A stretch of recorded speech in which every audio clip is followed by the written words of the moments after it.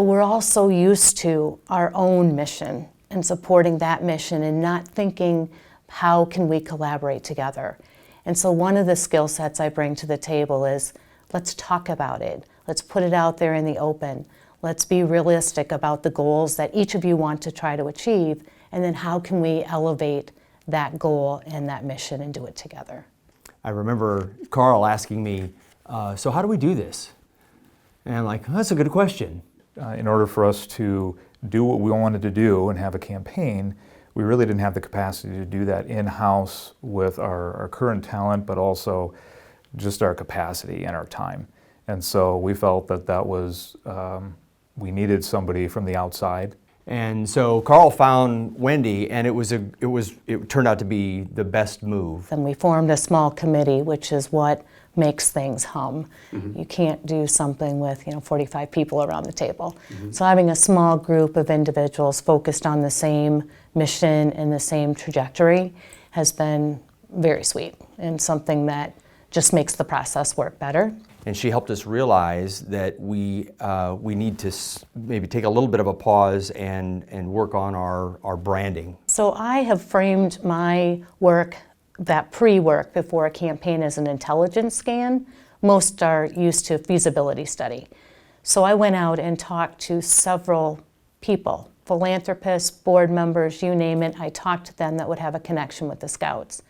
And I had a set of questions that we walked through, and as time went on and after those interviews were complete, it became clear that everybody knows Scouting, but they don't know exactly what they do. So we plan to take the next year to develop that PR and branding campaign so that we can help the community understand more about what the Scouting organization does. So the Scouts are doing an amazing job of taking their programming to other nonprofits. So for instance, they're working with the Boys and Girls Club and St. Mark's to take that programming to those kids that would never be able to get to them.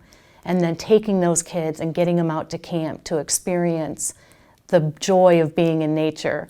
When Carl talks about it, he just lights up because it brings so much different joy to those kids that they've never ever experienced before. And so that's one of the things that Wendy has helped us craft into our campaign.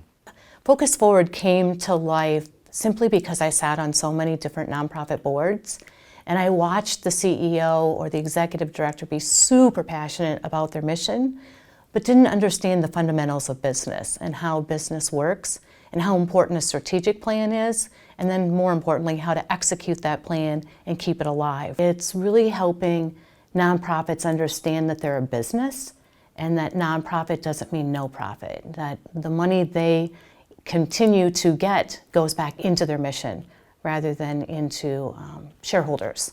So for-profit and nonprofit, just a different business model, and then helping them to frame their mind that they have to think differently to get to the impact that philanthropists want to see. I look at challenges as opportunities, and I'm always trying to find a way to move through that challenge, and I get pretty persistent about it. And I've always believed that success is on the other side of persistence. So just having the grit and the determination to know that if I give my best self, good things will happen.